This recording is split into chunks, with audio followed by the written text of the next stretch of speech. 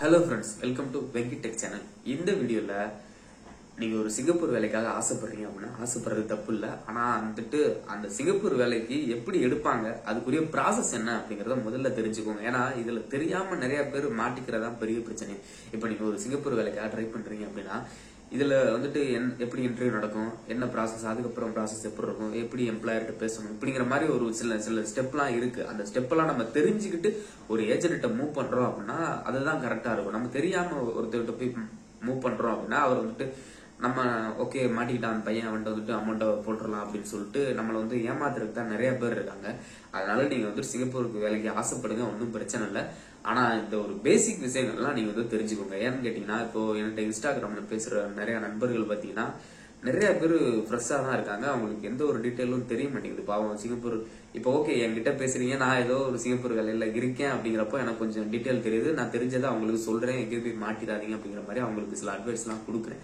So ஓகேங்களா. இப்போ இந்த அட்வைஸ் எல்லாம் பாத்தீங்கன்னா அவர் வந்து டிகிரி முடிச்சிருக்காரு, நிறைய பேர் படிச்சவங்களும் இருக்கீங்க. பாவம் அவங்கள வந்துட்டு குறை சொல்ல முடியாது. ஏன்னா இந்த மாதிரி டீட்டெயில்லாம் வந்துட்டு சிங்கப்பூர் கவர்மெண்ட் சில எந்த ஒரு வெப்சைட்டுமே இந்த மாதிரி டீட்டெயில் சொல்ல போறது கிடையாது. ஓகே ஏஜென்ட் மூலமா போறீங்க அப்படின்னா ஃபர்ஸ்ட் ப்ராசஸ் இப்படி இருக்கும், அடுத்த ப்ராசஸ் இப்படி இருக்கும் அப்படிங்கிற ஸ்டெப்லாம் வந்துட்டு கவர்மெண்ட் வெப்சைட்டை நமக்கு சொல்ல போறது கிடையாது.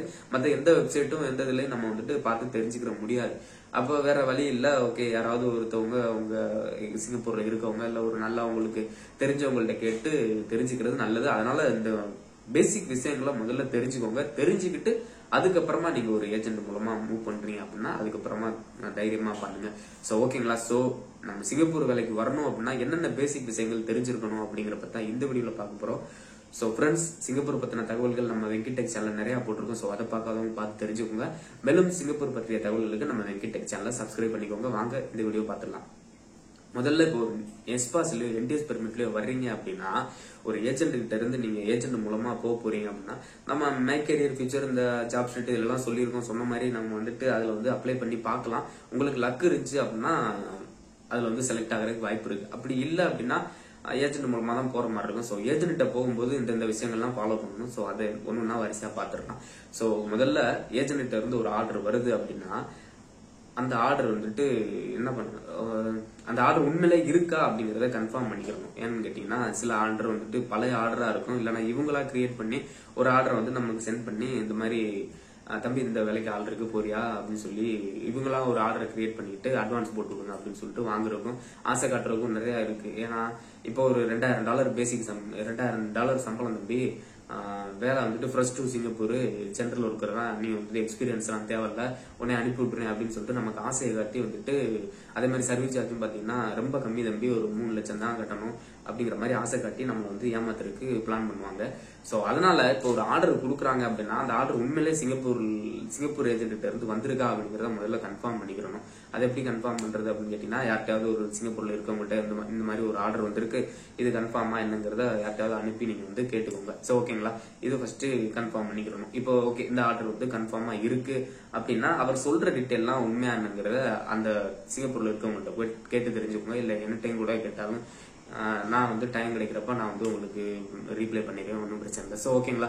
அப்போ இதெல்லாம் சம்பளம் போட்டிருக்காரு, ஒர்க்கிங் ஹவர்ஸ் போட்டிருக்காரு, சர்வீஸ் சார்ஜ் இவ்வளவு கேட்கிறாரு, இந்த மாதிரி வேலை சொல்றாங்க, இதுக்கு இவ்வளவு கட்டலாமா இல்ல இதுக்கு இவ்வளவு சம்பளம் கொடுப்பாங்களா அப்படிங்கிற டீட்டெயில்லாம் வந்துட்டு தெரிஞ்சவங்ககிட்ட கேட்டுக்கோங்க. முதல்ல இந்த விஷயம் பண்ணணும், இதை வந்து கன்ஃபார்ம் பண்ணிக்கோங்க. ஓகே இந்த ஆர்டர் வந்து கன்ஃபார்மா சிங்கப்பூர் ஏஜென்ட் கிட்ட இருந்து வந்திருக்கு. நம்ம ஆல்ரெடி சொன்ன மாதிரி ஒரு எம்ப்ளாயர் கிட்ட ஒரு எம்ப்ளாயர் எனக்கு இந்த ஆள் வேணும் அப்படின்னா அவர் என்ன பண்ணுவாரு, சிங்கப்பூர்ல ஒரு ஏஜென்டோட டீல் வச்சிருப்பாரு.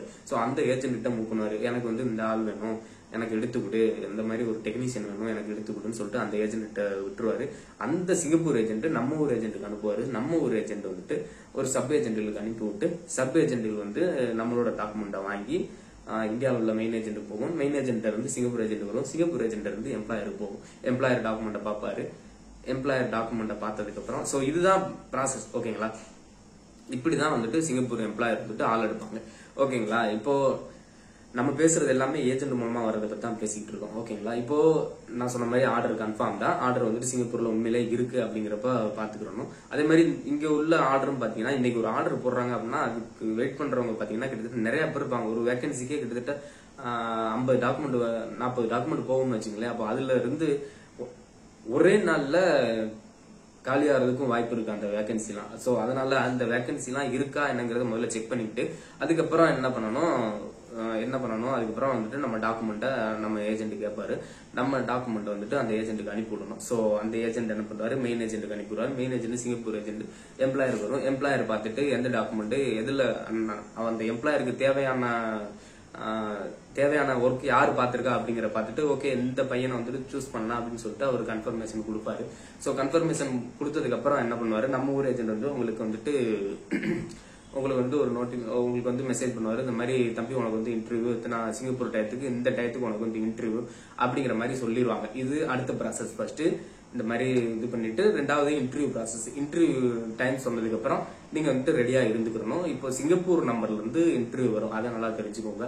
ஏன்னா சிங்கப்பூர் எம்ப்ளாயர் தான் நம்ம வந்துட்டு இன்டர்வியூ பண்ண போறாரு, அதையும் நல்லா தெரிஞ்சுக்கோங்க. இந்த மற்றபடி வேற யாரும் நம்ம லோக்கல்ல இருந்து கால் பண்றாங்க அப்படின்னா அதெல்லாம் வந்துட்டு எடுத்துக்கிறாதீங்க. ஏன்னா அவங்களாம் ஃப்ராடு. ஏதாவது நம்மளை வந்து நான் தான் உங்க எம்ப்ளாயரும் உன் டாக்குமெண்ட் எனக்கு வந்துருந்துச்சு, ஓகே உன்னை நான் செலக்ட் பண்ணிக்கிறேன் அப்படிங்கிற மாதிரிலாம் பேசிட்டு காசு வாங்குறதா ஏதாவது சொல்லுவாங்க.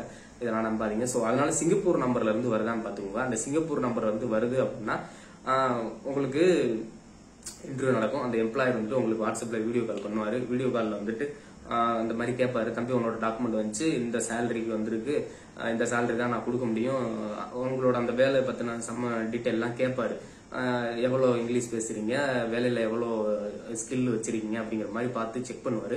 செக் பண்ணதுக்கு அப்புறம் வந்துட்டு ஒர்க்கிங் ஹவர்ஸ், அந்த சேலரி டீடைல், அகாமடேஷன் இதெல்லாம் அவர் கேட்பாரு. அவர் சொல்லுவாரு. அவர் சொல்லாட்டினாலும் நீங்க கேட்டு தெரிஞ்சுக்கோங்க. சார் இந்த மாதிரி அகாமடேஷன் இதுல போட்டிருக்கு சார், நீங்க அனுப்பின ஜாப் ஆர்டர்ல ஏஜென்ட் எனக்கு அனுப்புனதுல நீங்க எவ்வளவு கொடுப்பீங்க அகாமடேஷனுக்கு, இல்ல அகாமடேஷன் கொடுத்துருவீங்களா, அதே மாதிரி சேலரி இவ்வளவு போட்டிருக்காரு, ஓவர் டைம் இவ்வளவு போட்டிருக்காரு அப்படிங்கறத சொல்லிருங்க. ஏஜென்ட் ஃபீஸ் நீங்க வந்துட்டு அந்த எம்ப்ளாயர்கிட்ட பேச முடியாது. ஏன்னா அது வந்து அவரோட டிபார்ட்மெண்ட் கிடையாது. அதனால நீங்க அவர்கிட்ட சொன்னாலும் அது வந்துட்டு சார் நீங்க என்ன சார் உங்க கம்பெனிக்கு வந்துட்டு ஒரு $6000 கேட்கறாங்க அப்படிங்கிற மாதிரி நம்ம அவர்கிட்ட வந்து பேசி சண்டை போட முடியாது. அப்படி நீங்க அதை பத்தி பேசி அவர்கிட்ட இது பண்ணீங்கன்னாலும் அவர் வந்துட்டு காலை கட் பண்ணிட்டு போயிடுவார். ஏன்னா வந்துட்டு அவர் வந்துட்டு அது வந்து அவர் மெயின் மேட்டர் கிடையாது. எவ்வளவு நாள் அவங்க வாங்கிட்டு போறாங்க அப்படிங்கிற மாதிரி தான் அவர் வந்து பாப்பாரு. சோ ஓகேங்களா, இப்ப நம்ம இதெல்லாம் கன்ஃபார்ம் பண்ணிடணும். கன்ஃபார்ம் பண்ணதுக்கு அப்புறம் கால் கட் பண்ணிட்டு போயிடுவாரு. கால் கட் பண்ணி போனதுக்கு அப்புறம் நம்ம ஊர் ஏஜென்ட் என்ன பண்ணுவாரு, ஓகே தம்பி நீங்க வந்து செலக்ட் ஆயிட்டீங்க, இல்ல அவங்க கேட்ட ஸ்கில் உங்ககிட்ட இல்ல அப்படிங்கிற மாதிரி அவர் வந்து சொல்லுவாரு. இப்போ சப்போஸ் நீங்க செலக்ட் ஆயிட்டீங்க அப்படின்னா அடுத்து என்ன பண்ணணும் அப்படின்னு கேட்டீங்கன்னா, அடுத்து நீங்க வந்து அந்த உங்க ஏஜென்ட் சொல்லியிருப்பாருல அமௌண்ட் கட்டுறது. ஸோ அமௌண்ட் கட்டுற வேலை. ஸோ அமௌண்ட் கட்டுற மாதிரி இருக்கும். ஃபர்ஸ்ட் அந்த சிங்கப்பூர் நம்பர்ல இருந்து கால் வந்துச்சுல, அதை நீங்க வந்துட்டு இந்த ட்ரூ காலர் இந்த மாதிரி சில ஆப்ல வந்துட்டு அந்த நம்பர் வந்து செக் பண்ணி பாருங்க. அது உண்மையிலேயே ஒரு எம்ப்ளாயர்ட்ட இருந்து வந்திருக்கா, இல்ல ஒரு எதுவும் வேற யார்ட்டையும் சிங்கப்பூர்ல இருக்கவங்கள்ட்ட இருந்து வந்திருக்கா அப்படிங்கிற மாதிரி அந்த நம்பரை செக் பண்ணி பாத்துக்கோங்க. ஏன்னா இங்க இருந்தும் சில ஃப்ராடிகள் பண்றதுக்கும் வேலைகள் இருக்குல்ல, அதனால அதை செக் பண்ணி பாத்துக்கிட்டு உண்மையிலேயே உங்களுக்கு எம்ப்ளாயர் தான் கால் பண்ணிருக்காரு அப்படின்னு உங்களுக்கு 100% தோணுது, இல்ல நீங்க கொடுத்திருக்க ஒரு நம்பிக்கையான ஏஜென்ட் தான் அப்படின்னா ஒன்னும் பிரச்சனை இல்ல. இன்டர்வியூ செலக்ட் ஆனதுக்கு அப்புறம் நீங்க வந்து அட்வான்ஸ் போட்டு விடுற மாதிரி இருக்கும். அதிகபட்சம் வந்துட்டு ஒரு $300 $18,000 கேட்பாங்க. அப்ப $300 போட்டு விடுற மாதிரி இருக்கும். சில பேர் வந்து பாஸ்போர்ட்டையும் வாங்கி வச்சுக்குவாங்க. ஏன்னு கேட்டீங்கன்னா நம்ம கொடுத்துட்டு திடீர்னு வேணாம்னு சொன்னாலும் சொல்லுவோம்ல, அதனால இவங்க வந்துட்டு பாஸ்போர்ட்டையும் வாங்குவாங்க, அட்வான்ஸையும் வாங்கி வச்சுக்குவாங்க. சோ ஓகே, அட்வான்ஸ் போட்டுட்டீங்க, பாஸ்போர்ட்டையும் கொடுத்துட்டீங்க அப்படின்னா அதுக்கப்புறம் வந்துட்டு இந்த சிங்கப்பூர் ஏஜென்ட் வந்துட்டு உங்களுக்கு வந்துட்டு அந்த ஐபி வர்றதுக்காக வந்துட்டு அப்ளை பண்ணுவாரு MOM சைட்ல வந்துட்டு. அப்போ அப்ளை பண்ணதுக்கு அப்புறம் பாத்தீங்கன்னா அன்னைக்கே வந்துட்டு அப்ளை காப்பி அனுப்பி விட்டுருவாங்க. அனுப்பி விட்டதுக்கு அப்புறம் நீங்க வந்துட்டு என்ன பண்ணலாம்னா உங்களோட பாஸ்போர்ட் நம்பரையும் டேட் ஆஃப் பர்த்தையும் போட்டு இந்த MOM வெப்சைட்ல போயிட்டு நீங்க வந்து செக் பண்ணி பாத்துக்கலாம். ஓகே இந்த ஏஜென்ட் வந்துட்டு உண்மையிலேயே நம்மள வந்து நம்ம வேலைக்கு வந்துட்டு அப்ளை பண்ணிருக்காரா, ஏன்னா நம்ம வேற காசு போட்டுட்டு இருக்கோம். இப்போ நம்ம வந்துட்டு அதை செக் பண்ணி பார்க்கணும் இல்லையா, அப்போ வந்துட்டு நீங்க அந்த MOM வெப்சைட்ல போய் செக் பண்ணி பாத்துக்கலாம். அதுக்கு ஒரு வீடியோ கூட போட்டுருக்கீங்க. சோ அதுல போய் பாத்தீங்க அப்படின்னா அப்ளிகேஷன் சப்மிட்டட் அப்படின்னு சொல்லிட்டு ஒரு டீடைல் இருக்கும். அப்போ உண்மையிலேயே வந்துட்டு அவங்க அப்ளை பண்ணிட்டாங்க. அப்பதான் அவங்களுக்கு வந்துட்டு ஒரு கன்ஃபர்மேஷன் கிடைக்கும், அப்பாடா உண்மையிலேயே அப்ளை பண்ணிருக்காங்க அப்படிங்கிற மாதிரி. சோ இப்போ அப்ளை பண்ணிட்டாங்க, உண்மையான ஏஜென்ட் தான், உண்மையான வேலைக்கு தான் எடுக்கிறாங்க அப்படின்னு தெரிஞ்சு போச்சு. அப்படிங்கிறப்ப அதுக்கப்புறம் நீங்க வந்துட்டு அவங்க எவ்வளவு காசு கேட்டாங்களோ அதை வந்துட்டு கட்டிடலாம். கட்டிட்டு டிக்கெட் போடுற மாதிரி இருக்கும். டிக்கெட் போட்டீங்க அப்படின்னா நீங்க வந்துட்டு சிங்கப்பூருக்கு வந்துடலாம். இவ்வளவுதான். சிங்கப்பூர் வந்ததுக்கு அப்புறம் இந்த சிங்கப்பூர் ஏஜென்ட் இருக்காரு இல்லையா, அவர் நம்மள வந்துட்டு இது இந்தியன் ஏஜென்ட் அதோட முடிஞ்சு போயிருவாரு. சிங்கப்பூர் வந்ததுக்கு அப்புறம் சிங்கப்பூர் ஏஜென்ட் தான் நம்மள வந்துட்டு டீல் பண்ணுவாரு. இந்த MOM கூட்டி போறதா இருக்கட்டும், இல்ல இந்த கம்பெனிக்கு உங்களை ஃபர்ஸ்ட் நாள் கொண்டு போய் இன்ட்ரோடியூஸ் பண்ணி வைக்கிறதா இருக்கட்டும். ஸோ இதெல்லாம் வந்துட்டு இந்த ஏஜென்ட் தான் ஃபாலோ பண்ணுவாரு. ஸோ இவரை தான் நீங்க வந்து ஃபாலோ பண்ற மாதிரி இருக்கும். ஸோ இதோட இவங்களோட வேலை முடிஞ்சு. இப்படிதான் ஒரு வேலைக்கு வந்துட்டு நம்ம வந்துட்டு செலக்ட் ஆகுறது. இதுதான் வந்துட்டு பேசிக். இதை வந்துட்டு தெரிஞ்சுக்கோங்க. அதே மாதிரி எந்த ஒரு ஏஜென்ட்டையும் போறீங்க அப்படின்னா கொஞ்சம் பார்த்து இருந்துக்கோங்க. என்னோட சைட்ல இருந்தும் நிறைய பேர் வந்து இன்ஸ்டாகிராம்ல மெசேஜ் பண்ணிட்டு தான் இருக்கீங்க. நானும் ட்ரை பண்ணிட்டு தான் இருக்கேன். அதனால வந்துட்டு ஒரு நல்ல ஏஜென்சி கிடைச்சிச்சு அப்படின்னா கண்டிப்பா நான் வந்துட்டு உங்களுக்கு டீட்டெயில் சொல்றேன். ஸோ அதனால வேலைக்கு வர்றீங்க அப்படின்னா அதை பத்தி கொஞ்சம் தெரிஞ்சுக்கிட்டு வாங்க. தெரியாம வந்து நிறைய இடத்துல மாட்டிக்கிறாதீங்க. நிறைய பேர் மெசேஜ் பண்றீங்க, பிரதர் நான் அவர்கிட்ட இவ்வளவு காசு கொடுத்தேன், இவர்கிட்ட அவ்வளவு காசு கொடுத்தேன் அப்படின்னு சொல்லிட்டு நிறைய மாட்டிக்கிறீங்க. ஸோ நமக்கு ஒண்ணுமே தெரியாம இருக்கிறதுனாலதான் இந்த ஏஜென்ட்டுக்கு வந்து நம்மளை ஏமாத்துறாங்க. நம்ம வந்துட்டு ஓரளவுக்கு என்ன பாஸ் இருக்கு, என்ன சர்வீஸ் சார்ஜ் கட்டலாம், அந்த ஆர்டர் உண்மையிலே இருக்கா அப்படிங்கிற ஒரு கொஞ்சமாவது தெரிஞ்சிருந்துன்னு வச்சுக்கோங்களேன். நம்ம கேட்க கேட்க ஓகே பையனுக்கு தெரியுது இவனை ஏமாத்த முடியுது, அப்படி ஏமாத்த முடியாது அப்படின்னு சொல்லி விட்டு போயிடுவாங்க. நமக்கு ஒண்ணுமே தெரியாம தலையை ஆட்டிட்டு இருந்தோம்னு வச்சுங்களேன், ஓகே இவன்ட்ட வந்துட்டு ஒரு 50,000 ஆட்டை போட்டுடலாம் அப்படின்னு சொல்லிட்டு நிறைய வாங்கிக்கிட்டும் இருக்காங்க, நடந்துகிட்டு இருக்கதான் சொல்றேன். ஓகேங்களா? ஸோ அதனால பி கேர்ஃபுல், பார்த்து வாங்க. வேற எதுவும் டவுட் இருந்துச்சுன்னா எனக்கு வந்துட்டு மெசேஜ் பண்ணுங்க. இன்ஸ்டாகிராம் ஐடி வந்துட்டு நான் உங்களுக்கு டிஸ்கிரிப்ஷன்ல போடுறேன், அதுல வந்துட்டு மெசேஜ் பண்ணுங்க. ஸோ ஃப்ரெண்ட்ஸ், என்னோட சைட்ல இருந்து நான் ஏதாவது ஹெல்ப் பண்ண முடிஞ்சுன்னா கண்டிப்பா ஹெல்ப் பண்றேன். ஸோ பி கேர்ஃபுல், பார்த்து வாங்க. இன்னைக்கு பார்க்க வந்த வீடியோ இதுதான்.